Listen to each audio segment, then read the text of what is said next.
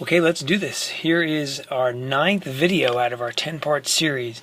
These last 3, including this one, have focused on the free response questions on the AP Calc exam, and this is the last free response focus we're going to do before we wrap everything up in video 10. So with this one, I went with a differential equation, slope field, those kinds of things. And the first thing I wanted to note right off the bat is, if you teach a BC class, remember that you could incorporate some type of an Euler's method question into this as well. That might not be a bad idea. But let's take a look at part A here. So we're given a differential equation in terms of x and y, and they provided a slope field for us. And on that slope field, we have to draw the slope field for these 9 points.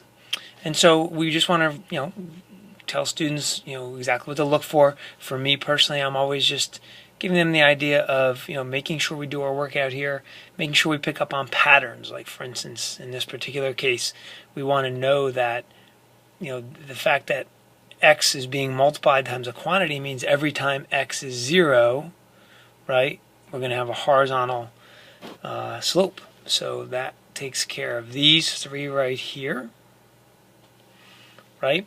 And then anytime y is 1, we will also have a horizontal slope. So basically this should not be a time-consuming question, looking for these patterns.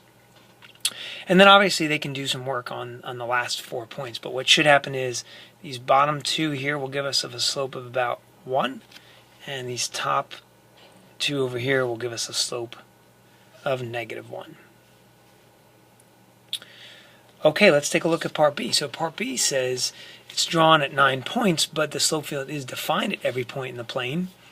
And they want us to describe all the times when the slopes will be positive. Well, let's take a look at that, right? If we know we have x squared, just change that color there real quick, times 1 minus y, and that has to be greater than 0, well, we can ignore the x squared because obviously that will always be positive, and we really just have to solve that inequality. And so obviously this winds up happening when y is less than 1. And then finally, this is obviously one of the more popular parts on a differential equation question, and that's to find the particular solution using an initial condition. So the very first thing we want to emphasize to our students in these types of questions is the separation of variables. It's such a big deal. We look at the scoring guides on all of these questions over the past years, and that first point is for separating the variables. So please underscore the importance of dividing out here by 1 minus y first to make sure we separate. So then we have 1 over 1 minus y times dy equals x squared times dx. I think the next thing, and again, you could let your students try these, but one of the things you want to highlight for them is now the integration that's going to take place. Maybe 1 point, maybe 2 points, depending on what we're doing. But I think the particular interest to students should be the need for technically a u substitution here, integration by substitution. If we let u equal 1 minus y, then du in this case equals a -1, right? So we have to make sure that students, that's a common mistake. They'll forget that -1.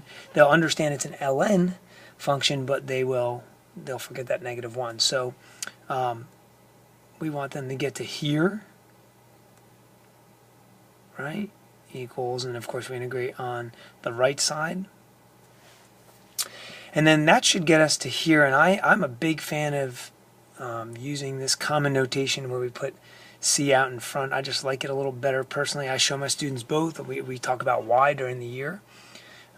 We want to talk about where to use the initial condition. Of course, you can use it now. You can wait and solve for y.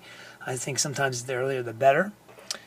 Should wind up getting c equals -1 here when all is said and done. And so your final particular solution should be 1 plus e to the negative x cubed over 3.